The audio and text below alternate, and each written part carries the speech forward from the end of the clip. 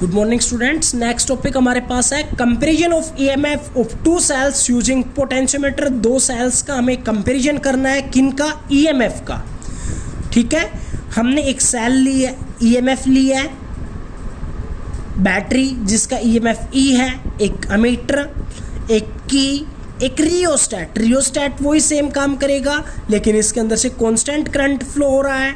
वो क्या कर रहा है, इस वाले सर्किट को मैं थोड़ी देर के लिए हटा देता हूँ।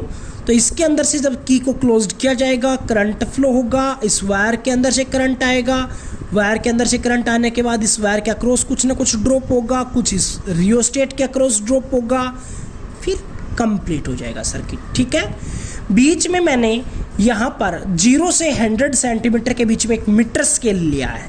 ठीक है, यहाँ से मैंने 2 पॉइंट्स नीचे लेके आया, दोनों के साथ 2 सेल्स यूज़ की है। एक का ईएमएफ E1 है, दूसरी का ईएमएफ E2 है। इन दोनों को 3 वे की के साथ अटैच्ड किया है। 3 वे की का मतलब, मैं अगर इन दोनों के बीच में फर्स्ट और थर्ड को क्लोज करता हूँ तो अब ये वाली सेल काम कर रही होगी, ये वाला सर्किट ओपन है, मतलब E2 का कोई रोल नहीं है। अगर इनको हटा देता हूँ, इन दोनों को क्लोज कर देता हूँ तो ये वाली सेल काम कर रही है, अब इसका कोई रोल नहीं है। ठीक है, तो अब आपको क्या करना है, उसी सेम पैटर्न से आपको यहाँ पर सबसे पहले फर्स्ट और थर्ड को क्लोज्ड करना है। फर्स्ट और थर्ड को क्लोज करने के बाद आगे गैल्वेनोमीटर के पास करंट जाएगा। गैल्वेनोमीटर क्या करेगा, उसके अक्रॉस जितना पोटेंशियल ड्रॉप हो रहा है, अगर ये आपके पास दोनों का अक्रॉस पोटेंशियल ड्रॉप सेम होगा तो गैल्वेनोमीटर कोई भी डिफ्लेक्शन नहीं दिखाएगा। ठीक है, तो हम लेकर चल रहे हैं क्लोज्ड की के and adjust a stable resistance to rheostat and a constant current in a potentiometer wire.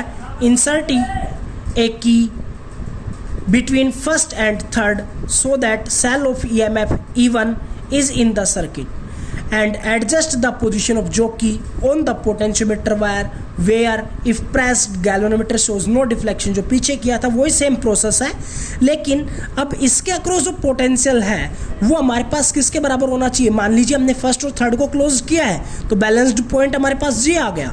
ठीक है, और यहाँ से लेके यहाँ तक की लेंथ L1 माननी है मैंने, तो E1 that is equals to K into L1 के बराबर होगा। इसी तरह अब मैं इस की को हटा देता हूँ और सेकंड और थर्ड के बीच में क्लोज्ड कर देता हूँ, तो अब ये वाले की काम कर रही है। इसी तरह अब इसके अक्रॉस जो पोटेंशियल का जो ड्रॉप होगा, गैल्वेनोमीटर वहाँ पर डिफ्लेक्शन नहीं दिखाएगा जहाँ पर वो ड्रॉप इसके बराबर हो रहा हो।